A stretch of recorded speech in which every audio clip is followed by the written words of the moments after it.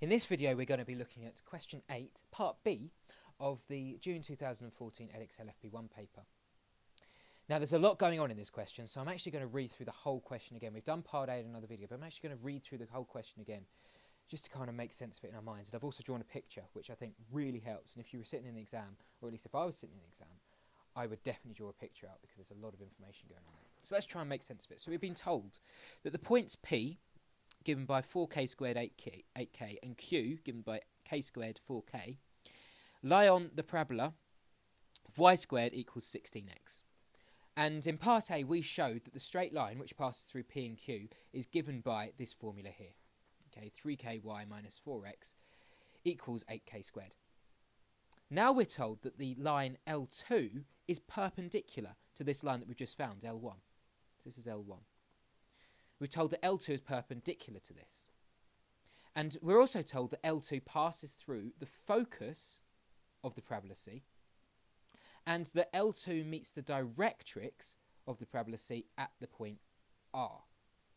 So let's draw what's going on. Well, let's look at what's going on rather, because I've already drawn it. So in green, I've got my XY axis. There's a lot going on here, as I say, so I've colour coded it as best I can. In green, I've got my XY Cartesian axis. Okay, Cartesian coordinate axis. In red, I've got the parabola y squared equals 16x. Now, if you're sitting in an exam and thinking, oh, I don't know what y squared equals 16x looks like, well, just rearrange it. Okay, get y on its own because you're familiar with looking at graphs which just have y on their own. Take the square roots of both sides. You're going to end up with the square root of 16x, which you can simplify down to 4 root x. So it's a root x graph just with a scale factor of 4. Okay, so you can draw in a root x graph. You know the shape of a root x graph, and there's no plus or minus term, so it's not being shifted away from your standard root x graph. It's just an multiple, a scale factor term. And then we've got L1. We've got points P and Q, which both lie on this parabola, and then L1 passes through both of those points. Okay, and then now we've got the new information. We've got a focus of the parabola over here, and we've got the directrix of the parabola over here. And then we've got L2, which runs through the focus, and it's perpendicular to L1, running down here. And it meets the directrix at the point R. Now, what are focus and directrix of parabolas? Well, the idea goes that you can choose any point on a Cartesian graph, any point on the graph, and choose any line which is parallel to either the y-axis or the x-axis. And you can draw when you draw all the sets of points that are equidistant to both the focus and this directrix and this line which you've drawn, you end up with a parabola. Let me say that again. The idea goes that you choose a point, and that point becomes known as a focus. You draw a line parallel to the y or x axis, and that line is known as your directrix. And then when you draw all the points which are equidistant to both your focus and your directrix, you end up with a parabola. Okay. Now in this case, we've been given a parabola which is looking like this. Okay, and it's symmetric around this x-axis, which basically means that it looks like this. It passes through the origin, and this point is the same distance as the point which is directly opposite away from the x-axis. So it's symmetric around the x-axis, okay?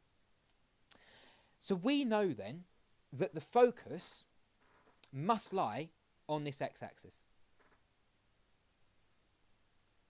Okay, why? Well, let's look at the point 0, 0. This point 0, 0 is down here. Okay, we know that this parabola must go through the point 0, 0. So in this case, we told the parabola, and we want to find the focus and directrix. This parabola must pass through the point 0, 0. Okay, so therefore it must be over here. The focus must be over here. Okay, and then the directrix must also be the same distance away as the focus over here. Why? Why can't it be over here? Why can't it pass through the focus? Okay, well, because if it passed through the focus, then this point here, let me just draw that line in again. If it passed through the focus, then this point over here would not be the same distance away from the focus as it would be through the directrix, because the directrix passes through this point here.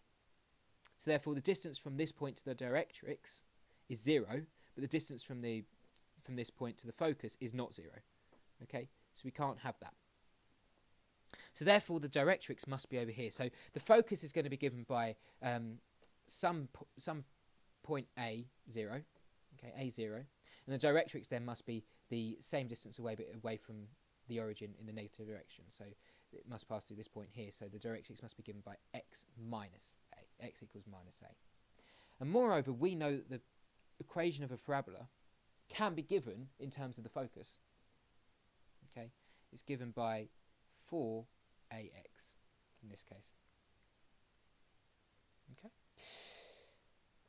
So what's the value of a? Well, it's fairly obvious that the value of a must be 4, because 4 times 4 must make 16. Okay, so we know now that our focus is given by the point 4, 0. And moreover, we also know now the value of the directrix. Now the value of the directrix is given by x equals, well, it's minus a. A is 4, so it must be minus 4. Okay, so now we've got that information, we can now proceed with the question. So let's read back and remind ourselves of the question. We're told to find the value of point R. So the line L2 is perpendicular to the line L1. What does perpendicular mean? Okay, well, perpendicular to a line, okay, we know the gradient of the line L1 is 4 over 3k. So if L2 is perpendicular to it, if L2 is perpendicular to the line L1, then the gradient of L2 must be given by the negative reciprocal of L1.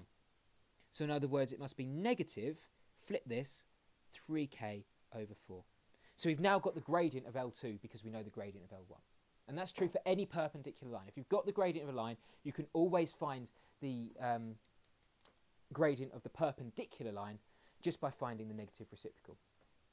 Okay, so that's already 3 marks. Okay, it's 1 mark for attempting to find the focus. Okay, recognising that it is a numerical value.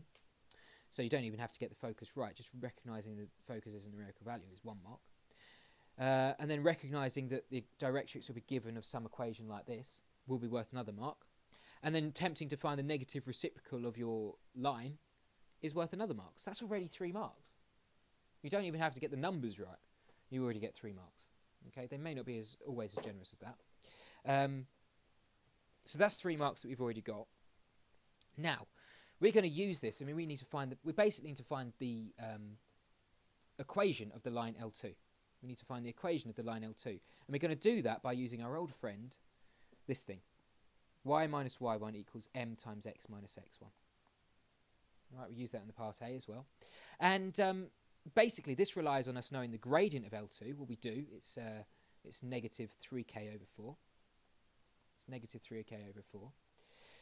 We've got general points y and x and y. And we need an actual point that lies on that line. Do we know an actual point that lies on that line? Well, yes, we do. We're told that the focus of this parabola lies on that line, L2. So the focus is 4, 0. So our x-coordinate is 4, and our y-coordinate is 0. Okay? And that's just a case of... And that's actually worth another mark. If you get the right... If you do... That's worth another mark, just trying to use this formula. And you actually get another mark. And the second mark for that part of the question, at least, is given by... using the actual right numbers. Now that we've stopped sort of fooling around. If you use the right numbers, then you get the second mark. If you don't use the right numbers, then you only get 1 mark. Okay. And then basically we just need to rearrange that to find the formula of the line L2. The equation of the line L2, I should say. So y is going to be given by, well, it's going to be given by 3k over 4 times x minus 4. Leaving it like that is absolutely fine. You could sort of expand this out if you wanted to, but it honestly doesn't matter. And we're told now, so basically what we need to do now is find the y-coordinate of the point R. So we basically know the x-coordinate of the point R. It's going to be minus 4, isn't it? Because it lies in this directrix. So we want to find out what the y-coordinate is. Well, if only we had a formula or an equation that we could find that out with. Well, we do. We just worked it out because we're told that the line L2 passes through the point R. Okay, so R must lie on that point L2. So because we know the x value of R, then we can also find out the y value of R. Okay. because it lines on line L2. So we just simply need to plug the x value of r into this formula. Okay, so we end up with y equals, we end up with minus 3k over 4. What's the x value? Well, it's minus 4. And we take away 4 from that. Okay, and then we end up with, well, this is minus 3k over 4 times minus 8. Okay, so minus minus, so we end up with, and then we can cancel the 4 off with the 8, so we'll end up with 2 times 3k, which is 6k. Okay, so we get 1 mark for using this minus 4 in this formula, and then we get another mark for actually getting the answer. So if we get the point of r, so we now know that the point r is given by minus 4, 6k. Okay, if we get the 6k, then we get the second mark.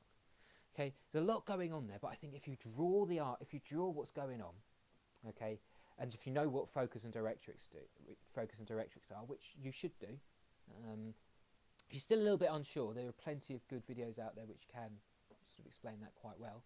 And hopefully build up a little bit of intuition. But yeah, if you know what focus and directrix are, and you know sort of how to manipulate lines, you'll be absolutely fine. Draw the picture though. Draw the picture.